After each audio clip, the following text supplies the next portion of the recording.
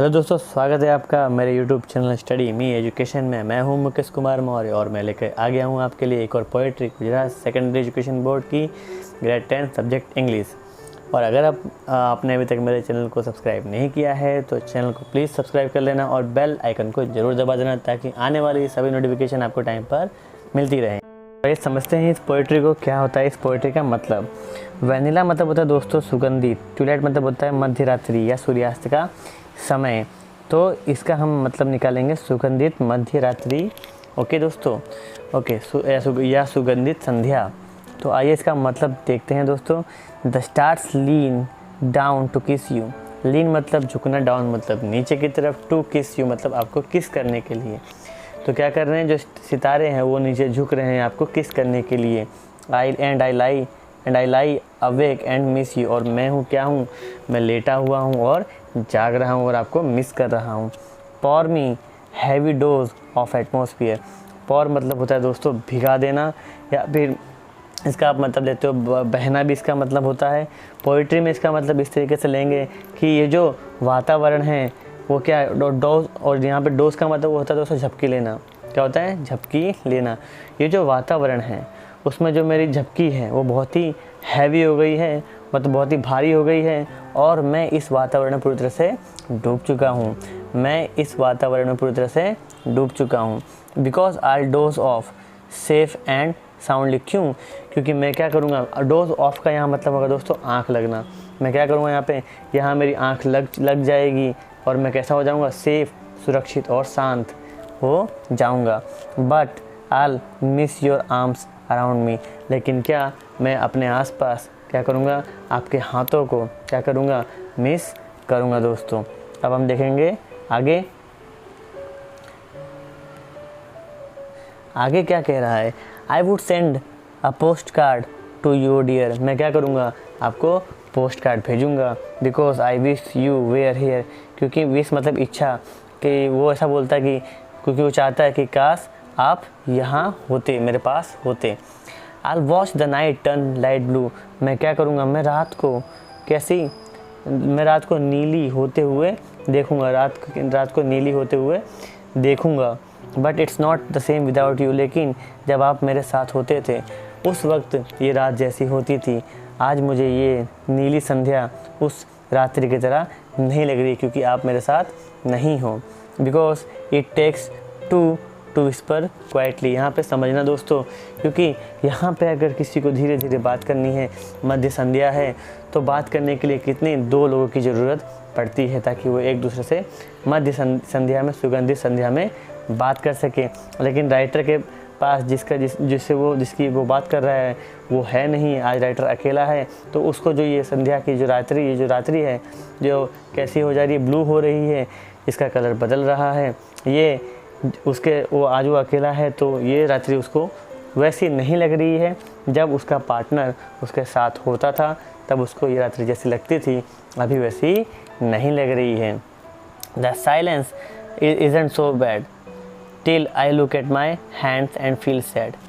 ये जो साइलेंस है, ये जो शांत वातावरण है, ये बहुत ख़राब नहीं है, लेकिन ये तब तक ख़राब नहीं है लेकिन जब मैं अपने हाथों को देखता हूँ, जब मैं अपने हाथों को देखता हूँ एंड फील सैड, और दुख क्या करता हूँ, दुख फील करता हूँ, दुख महसूस करता हूँ।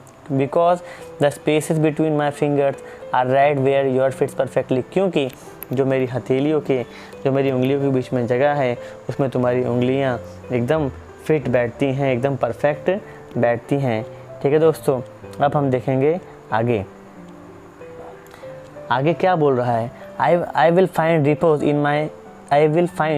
repose in new ways though I haven't slept in 2 days। इसमें ऐसा बोल रहा है दोस्तों कि पहले यहाँ पे लाइन लेंगे I haven't slept in 2 days। वो 2 दिनों से सोया नहीं है। I'll find repose in new ways। वो क्या कर रहा है, वो सोने के नए नए तरीके ढूंढ रहा है।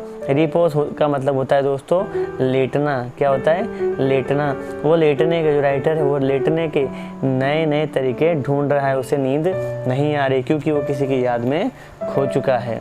बिकॉज कारण क्या है, cold nostalgia chills me to the bone. अब उसे नींद क्यों नहीं आ रही है, कोल्ड नॉस्टैल्जिया का मतलब होता है दोस्तों पुरानी यादें। तो जो पुरानी यादें हैं, जो बहुत ही ठंडी महसूस हो रही हैं, वो उसके हड्डियों को क्या कर रही हैं, कपकपा दे रही हैं। चिल्स मतलब बहुत ही ठंडक, कपकपा बहुत ही ठंडा होना, ठीक है।